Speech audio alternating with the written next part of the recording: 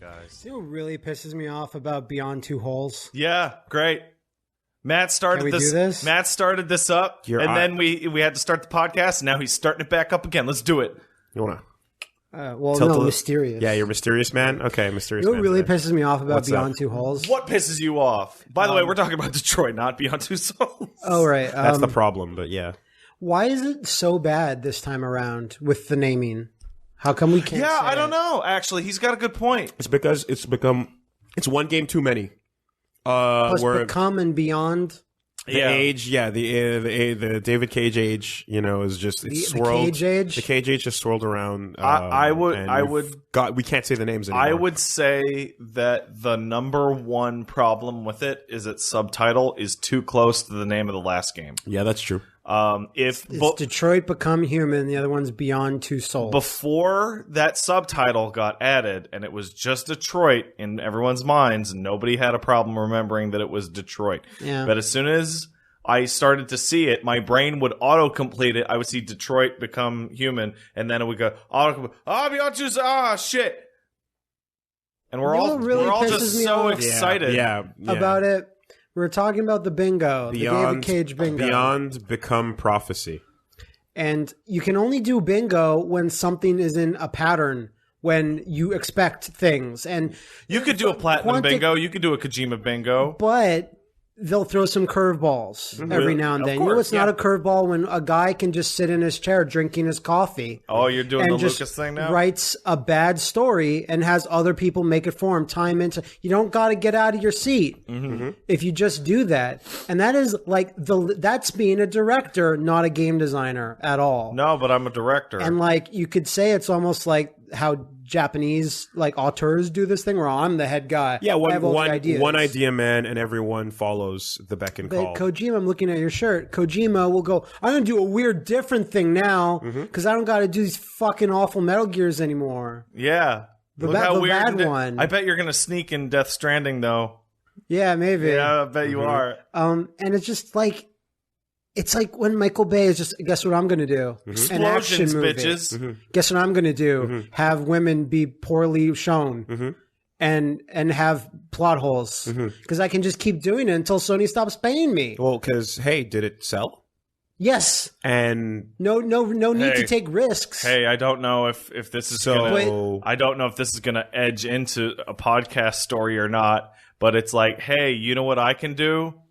I can put my wife in the new Capcom movie that they're letting me make. Yeah, we'll get there. But that's, why not? With the same movie company and the same producer, and we'll film in the same area. But the thing with those is that like once you switch into that's a different industry, right? Like the receiving in like whenever you make that jump, the rules change according to the industry. And for the game one, specifically for the David Cage situation, it's like, yeah, they make money, and there's a large number, as we've discussed many times, number of people out there that legitimately see no problem with these. That's and totally like fine. are not looking. They're just going like, yeah, that was a cool realistic story thing. That's totally fine. But in my head, I'm trying to. Even Steven Spielberg goes, I'm tired of making this stuff. I'm going to make a Schindler's List. I'm going to make a Lincoln. But like someone that just actually cares about money and just actually wants to be famous, I can just keep doing the same thing until it stops making money.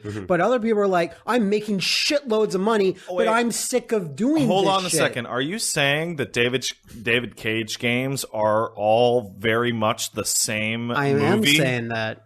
It's the same movie over and over. But they're so different. One's about a time-traveling ghost. One's about a supernatural murder. One's about a different supernatural murder. And this one's about robots that aren't a slavery analogy. It's don't know. Those are all very different. There's not really anyone else that does this, at least in here's the thing, Western game development I can think of. To this level? The analog in Japanese or otherwise game development would be guys who write visual novels, right? They don't have the budget, but they write fantastical stories and whatnot. Yeah. But I'm thinking of stuff like Danganronpa or 999, or that stuff is the ones that I'm familiar with. And those are all weird. Even if you point at Ubisoft, they'll put out weird stuff. Sorry, just like give me the. You're trying to home in on the Yeah, point? give me the core of what your point is, because David Cage sucks. Yes, that's clear. But but I guess in the specifics of because the type of game, because I mean, he found the thing that he can get away with. Yeah, and keeps doing it. But what's happening, because this is obvious, right? But what's happening is I feel like it's worse. Not only because of the reasons you stated, but because now... Please tell me the other layers of work. I wasn't aware. Because when you zoom out, right? When you look at that global map, and you're on this... all the game development box arts are appearing all across the globe. And you open up, you leave Quantic Dream, and you open up to the full global map. What you can see happening is other games like this coming and going... and fucking crushing it when it comes to storytelling and being cinematic experiences. The most recent being A Way Out. Mm-hmm. A Way Out is every single beat of a David Cage game done successfully and competently at every level. Until Dawn. Yeah, well, the biggest one in my mind was because they came out and said, we were really inspired by Heavy Rain and wanted to make a game like Heavy Rain. Make a good game. And it was the first season of The Walking Dead. Really? I don't remember the first season of The Walking Dead, the leads on that game were like, oh yeah, we were Telltale. And because you remember they had made like the Back to the Future adventure game. Sure, yeah. They did the Saturn Max. We wanted something that was more in like Heavy Rain style, where it was cinematic and there was a much bigger emphasis on story. And so the first season of Walking Dead is a clone of Heavy Rain, but with a good story and good writers and good direction. There's somebody who spaced out over the episodes so that if you can see that, hey, maybe that didn't work that great last time, let's change it up, rather than one whole package game which you can fuck up and not There's know. A friend of mine. I don't want to blow them up just yet because I don't know if they want this work to be public or whatever. But they're working on a fucking analysis of the direction in Omicron, just the cutscene direction, just like, and sent me like this fucking thesis statement about what a mess that very first scene is when you come out of the portal, and how continuity of direction is not followed in any way. Not to and simplify where characters anybody's work, but couldn't not, that analysis just say it's bad? No, that's not enough, man. It's not enough. You see, the thing with Omicron, and as we go further in, and we're going to definitely have to break this down when the time comes, the further away you get from Omicron, the more pure I am. The more the 100% uncut David Cage cocaine gets cut. Yeah. Right? Yeah. So you get more people around him. That's you get product. It's a product. It's a brand name. Quantic Dream. That's a brand name. There's a difference. I stand by my product. It's white magic. There's a difference between being funded by Eidos as a weird side project and being funded by Sony. So baking soda starts getting sprinkled into Especially it. Eidos Detergent starts getting sprinkled into it. Sugar. And then that shit gets cut and cut and cut until eventually you have like what is essentially an insulated version of David Cage, right? Where like you're not seeing the raw, talentless hack in its purest form. You can't see the heights that he would never get to. It's hiding behind amazing mocap. It's hiding behind David name Bowie actors. music. huge name actors. Yeah. It's hiding behind his infinite current money. games, It's hiding behind like length. Right? And different systems of like shooting and QTE and you know what I mean? It's hiding behind so much, but all that insulation is like the further away we get, the easier it is for people to not catch that it's still an awful story with no structure whatsoever. I want to say that even despite all that, and I think you're completely right, that the veil of mystery is starting to fall away from some people, because in the recent couple weeks, I've noticed people linking me like, hey, here's an article from this site about weird, creepy shit that nobody talked about when Heavy Rain came out, or Beyond the Souls, or oh man, this shit in this trailer is weird and embarrassing. Like, just that it's starting to just crumble just a little bit. Because now there's too much evidence. Now there's too many games. Yeah. Well, no. What it actually is now the studio has like a weird bad reputation due to those French media. So now it becomes like, oh well, maybe we should actually look at their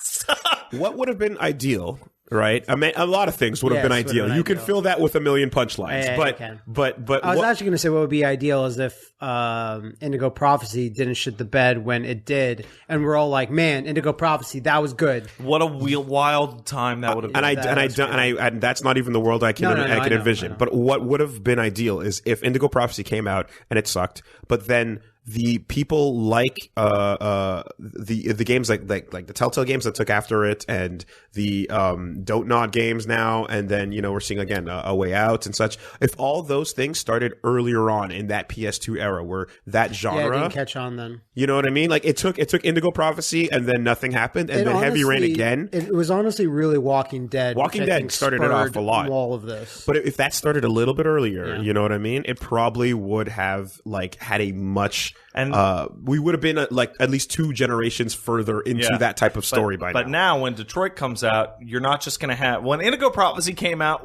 there's a joke that I'm reminded of during your reboot video, Wooly. It's like when Indigo Prophecy came out, what did you have to compare it against? You had fucking nothing to compare it against, Right. because there was literally nothing. That was a unique genre that had been created. And then when Heavy Rain came out, the only thing you can compare it against was Indigo Prophecy. But now you have every game that we have mentioned thus far, the games that are going to be coming out that are still inspired by Walking Dead Season 1. When I think about it, it was really like, let's look at point-and-click games, but how can we get away with doing less? Much less. Like, almost nothing. Like, just how it's all narrative-based and it's a lot of character interaction and talking. But how do we put less work into minimize inventory, Yeah, and like by almost pretty much nothing. and maximize conversation. That's a really quick way to do that. Now, I'm not going to sit here and say the conversation or putting like more narrative elements in your game is less work, because, for example, I love the Mass Effect series, and I wish it had more time. Yeah, but that has a lot more stuff going does. on. Absolutely. But I think even a game in Mass Effect of just talking could be interesting. Yeah. But how do I put this? It has to be good. Yeah. I don't doubt the amount of effort going into that game, but I do doubt the overall quality of any particular element other than the visuals, which are amazing. Remembering that interview where the second-hand man at Quantic Dream said that they're putting more talent around David Cage and reining him in. Yeah. Right? It's like, you know what that's like? It's like David Cage coming out and he's got all the police around him like Goldberg. Sure. Just surround him with more people and hopefully everyone else won't get hurt. I'm seeing chains and shackles and they're trying to bind him Hannibal down. Lecter mask on. Yeah, and they're they're pile bunking them into the ground. I just want David Cage walking out, play the Goldberg theme. And the smoke comes out of his face and he starts coughing. Makes a lewd comment to a girl on the way to the ring. Yeah, someone holds up a picture of farting balls. God, what was I even? I was saying they're gonna put more people around him. They're gonna put more people around him, and what this means is we can follow the trend, right? And here's the thing: at some point, you have to acknowledge that there is going to be a game that has insulated him enough that it's like, you know what, that wasn't bad. I don't have to acknowledge that at all. That's going to happen. I don't know if it's going to be this game. That is by no means. And I definitely feel like the tone deafness of the robot racism is going to... People found out they're singing slavery songs. Oh, yeah! It's not about anything. Oh, no, is it a rumor? No. The song that the androids are singing in one of the trailers is an old slave song. Wade in the water, children. Oh, that's great. So are they also going to say take that you the androids home. develop a dance swing where low, they're dancing peacefully, but it's actually a fucking fighting style? Coming forth to carry me Android home. area? Oh my god. Oh, fuck, that's bad. I didn't catch that. Oh, dude. So this game... Dude, it's not about anything. Is not going to be the game. This is my story. But the next one might You've said spark this every time. in Mike's. You've said this every time. It might spark the brain. It might be the one. That thing you said where they're putting more people around it, they're putting all the fucking hockey pads and football pads. That was supposed to be for Beyond. That was the also worst one. That was also in terms of story. That was also for Heavy Rain, which led to the removal. Yes, which led to the removal of scenes that didn't make sense. No, but here's why it gets more complicated though, because the extra hockey pads and whatnot. Worse. But you know why? Because as the budget increases and the stakes get higher, the potential increases. Right? So you expect more. Given we go further along. All right, there is a hidden assumption that you're making here that might be the downfall of your theory, and that is that people who insulate him there's no breaking point of insulation, right? So here's the problem: David Cage, for all his faults, has become a name in the business. Yes, and he is assuredly a name at his own studio. Yes. There is only so much person who was told to rein him in can actually do if I'm the name. Of course. I'm the big dick man who made the company. Also, you can also talk about his faults as a writer, as a director, as a human being. But I have a suspicion that he's super strong physically. Like he can. he's like Uwe Ball. Yeah. I really think if Wooly grabbed him, he would power out. Because I keep thinking of there's something about him, like the reining in. I think of like at the end of a James Brown performance where he's all like old and tired out, and they put the jacket on him and they're carrying him off the stage, and then he just goes and he runs back to the microphone like, nah, I'm back. Like he cages up. Yeah. He smacks the ground, bam, he gets back up like TJ Combo, and then like a bad review hits his face, and he goes like, no. Absolutely. And he just gets up and powers through the bad reviews. And I also think one of the other things is, in terms of limiting him, it's like, for good or for bad, that studio is aware that dude's creative vision or whatever has made that company a name. For as wild and as crazy and as awful as those games are, a lot of people like them, and they are nothing if not interesting. Yeah. So trying to insulate him too much could end up in the situation everyone would be worried about with Kojima of like, no, let Kojima edit him a little bit, but let him do whatever. Yeah. And like, that's a fine line to walk, and they're probably not going to walk it very well. And and they clearly have not walked it well here. David Uncaged. When he eventually, like, I don't know what's going to happen with Quantic Dream. It's so tied to him. So I couldn't see. He cannot leave that company. I couldn't see a world where he left and made his own. Kojima Pro got turned into like it did Konami LA or something. Yeah, so like if there's a larger company, like if Sony just decides, okay, well, we're making you whatever, you're now Sony fucking wherever, France, studio, something like that. Then they just call it Quantic Dream, really. But either way, I think yes. Each time David uncages and shows a little bit more of himself, but there's so much padding around and so much money that you can hide it. You can't hide it from us, though. No. And that's our lot. Listen, in life. It's possible. That's why we were placed on this planet. It's possible to keep reminding everyone that Detroit is a really good game. That's totally a possibility. When the wool is blinding everyone else. They're going back to chronological order. See, now there's an improvement. Okay. That's a big deal. That's smart.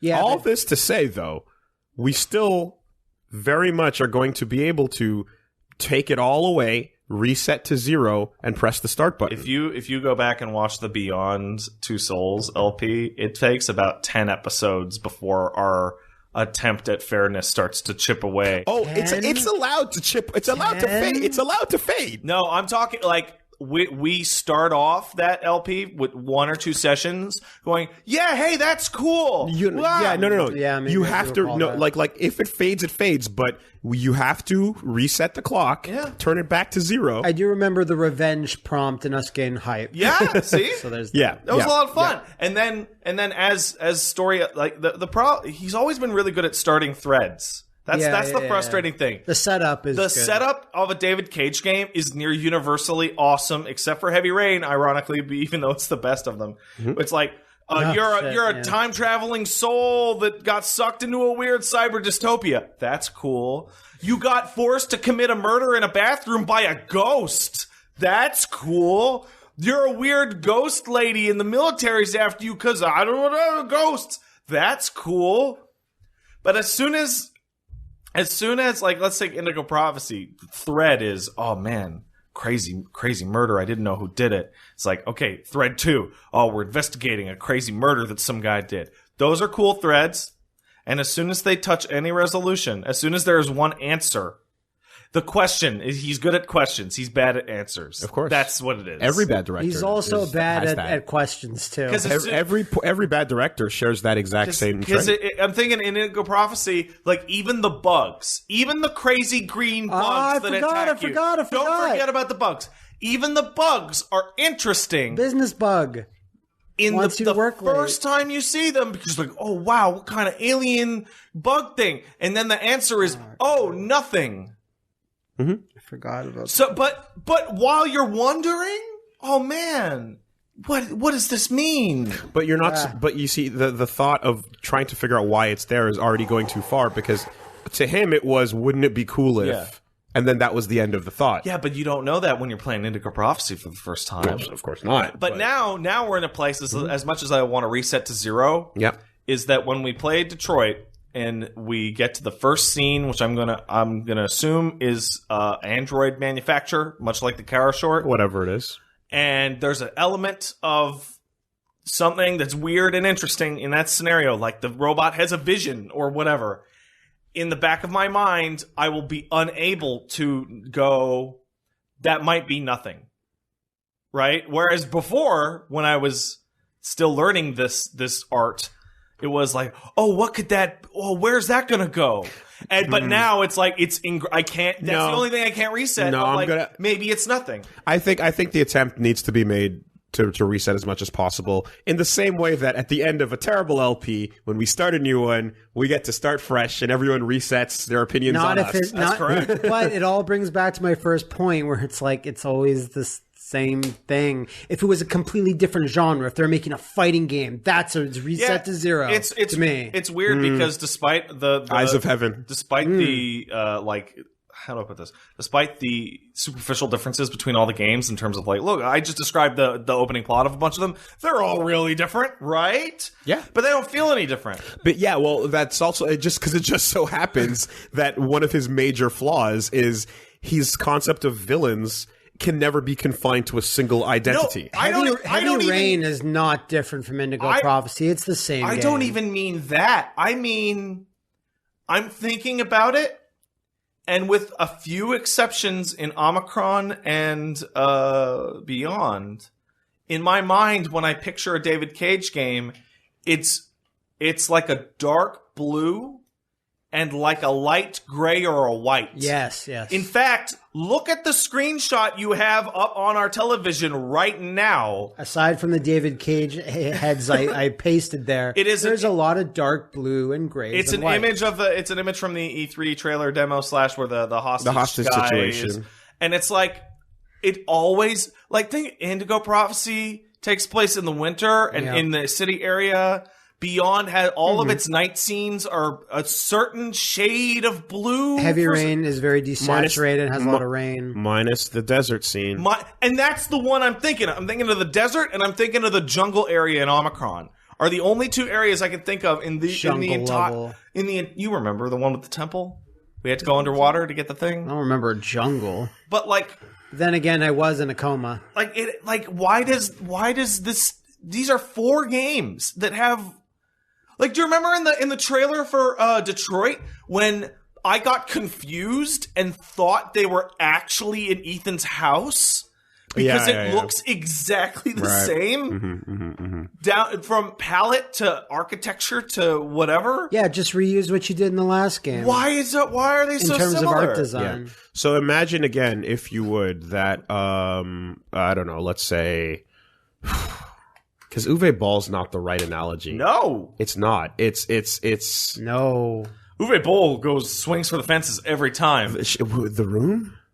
No. Like, there's not enough there. Because what is the comparison you're trying I'm to trying make? to say like what if The Room was successful? I think you're thinking successful. of Ed Wood. It's a And massive then Ed Wood. but then you just pile money on top of it as time goes on, and you start to hide more and more of what the fuck is his name? Tommy Wiseau. Wiseau. What Tommy Wiseau actually is. I believe that is the movie called Best Friends, directed by George. But we don't know because it's not. It's we can't see it. It's not. You're not allowed Paige saw some of it. because it's apparently like going around in secret theaters. Wait, but no, give it its proper title. Best Willie. Fiends Friends, the act. Give it its proper subtitle.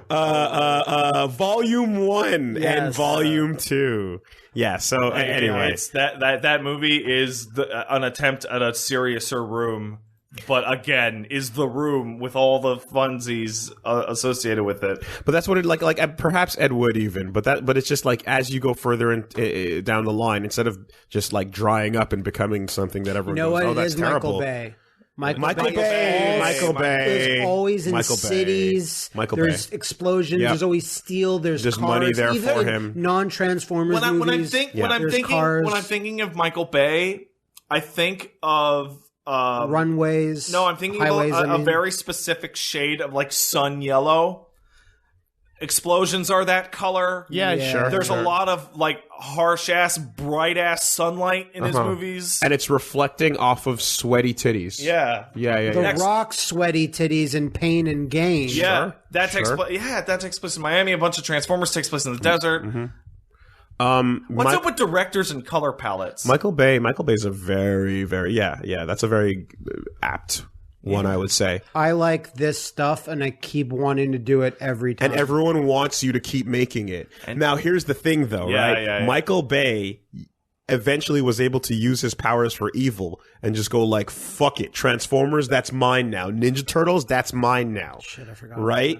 He didn't direct them, but yeah. David Cage at no point reached out and like took over another IP. That's a nightmare But could you scenario. imagine that becoming the next thing? There's a different. Like he becomes a mentor to other dudes. Or someone says, "Hey, we're giving Quantic the whatever brand to take over this story." There's also another difference. A Marvel, like what you know what I mean, or like a DC story or something like that. Like that would be fucking crazy. I would say that Michael Bay is an honest director, whereas David Cage is not. I can Michael see that. Bay makes no attempt to hide. no attempt at subterfuge or grandeur. He shows up and goes, "Man, it'd be fucking cool if the thing exploded," and you're like, "Cool, Mike." Okay, but no. And David Cage is giving speeches about the nature of I the think story. no. I think you're underselling Michael Bay's like shitty movie making ability in terms of like they don't forget about April O'Neil and the pizza and the way the turtles and all that dumb extra shit that's not explosions gets handled and the way most of his movies that Michael Bay make no knows he sense. makes popcorn junk. He David knows he Cage does. thinks he's making immaculate works of art that will change the world It's forever. what they do versus what they think they're doing. Right, okay. It's like Kanye versus Donald Glover. Fine. Sure. I'll take that. Yeah. And David Cage is taking photos with Kojima and hanging out. So look, I'm an auteur like these people. I'm amongst this is my folks. This is my people. I invented stories in video games. That's a real quote that I made up just now. It is real. Matt, how was your week? Busy week. A lot of senpais noticed me this week. Did you let her win?